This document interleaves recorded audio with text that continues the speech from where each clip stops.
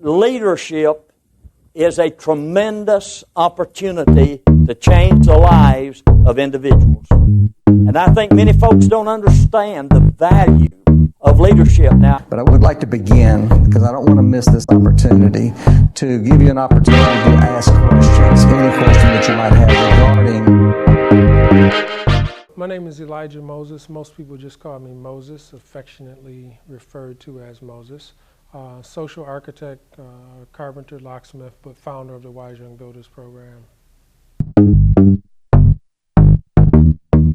I started the Wise Young Builders Program primarily because I started teaching adults, and I was doing a lot of work around teaching 18-year-olds up to like 38, 40, 50-year-olds. And I kind of saw that it was a need to start teaching youth and teaching young men, especially at a younger age, so they can have competencies, so they can feel good about themselves, so they can develop a simple sense of accomplishment, and also so they can have a strong competency in math.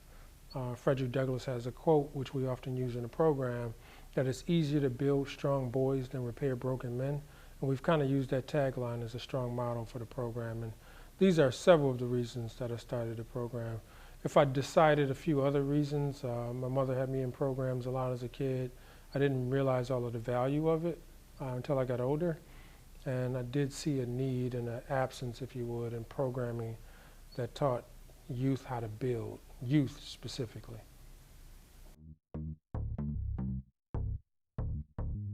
Yes, some of the things that we're doing, we're so excited about. We kept the program kind of secret, underground, etc. for about 5 years. We've been running it since about 2009, 2010. And that was really so we can kind of calibrate the program, see what works, see what doesn't work, recruit a certain way, have successful indicators and improvements on a student when they come into the program and some of their outcomes. So in our late 2014, 2015 campaign, we kind of had 3 platforms. One was space development, another one was program development, and the third was fund development. And kind of each one of them feeds into the other. For space development, we did some really interesting things, kind of reaching out to some of our relationships. Reached out to Community College Preparatory Academy, Connie Spinner, and she was able to give us a space in Ward 8 that we can operate the program. Additionally, we reached out to United Planning Organization, which I did some work with some of their staff, and they donated us some space up in Ward 5 for the program, and they have a big workshop that we use there. Furthermore, we have a few other space developments that we worked on that I'll keep under wraps for now. But one of the biggest ones is the Prince George's Community College relationship that we marshaled and kind of garnered.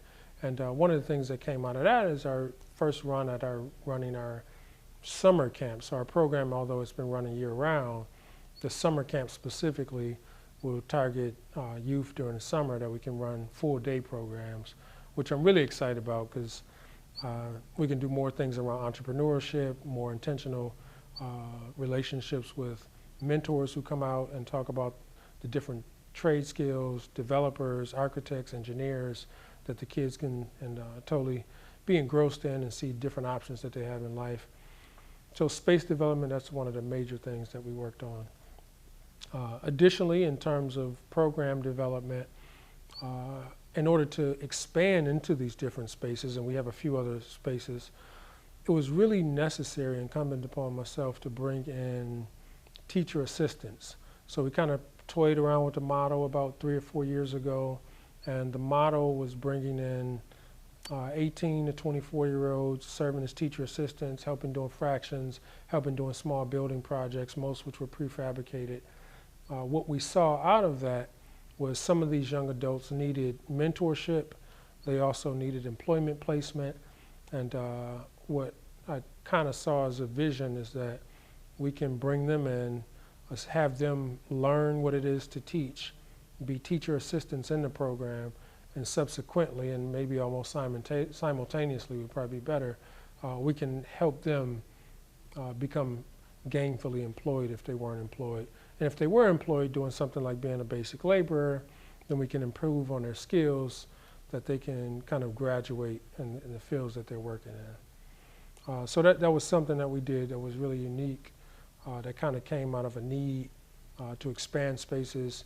I myself and anybody who knows about startups, you tend to wear a lot of hats. So before our new board of directors came in, I was doing grant writing, doing program development, building the websites, shooting videos, putting scores to videos, recruiting students, and it's really not feasible to do all of those things. So expanding programming without funding kind of dovetails into our next major point with program development, space development, was fund development. We wrote about 4 grants, which we received. They were relatively small grants, but nonetheless. Diverse City Fund, which was very instrumental, and they've been helping us out one way or another for a number of years. DC Social Innovation Fund, Ward 8, the Far Southeast Family Strengthening Collaborative, writing small grants, and they've helped us out. Our board of directors helped us out in so many different ways. New space development, we have an office on H Street, which if anybody knows anything about DC, H Street is really, really popular right now. So space development was really important in that. But then that ties into fund development. So writing donation letters, Makita USA gave us a tool donation that was pretty substantial to the program. More grants that we're writing specifically for summer with our board of directors. So those are pretty much probably the 3 major platforms that we worked on in terms of our strategic development plan. Our ultimate goal in terms of the program is to develop a residential summer camp. I think that it's great to teach kids in the inner city. I think it's even better to take them out of the environment they're in, have them for a summer. They're building projects, they're learning things about agriculture, they're learning things about nutrition. We're working on a character building curriculum now that's interwoven into the program. We already have it now, but we want it interwoven into the program. And when you come from certain neighborhoods and certain backgrounds, it's really, really important that you have people who are guiding you, mentoring. A lot of our students don't have fathers in the household. We do have a lot of students who don't have uncles or older brothers in the household who represent good role models. That's just a portion of who we have. So I think in terms of the major plan is the residential summer camp. There's so much you can do during the summer that you just can't do during the school year. So that's probably the 10-year, like that 5-10 year mark, residential summer camp.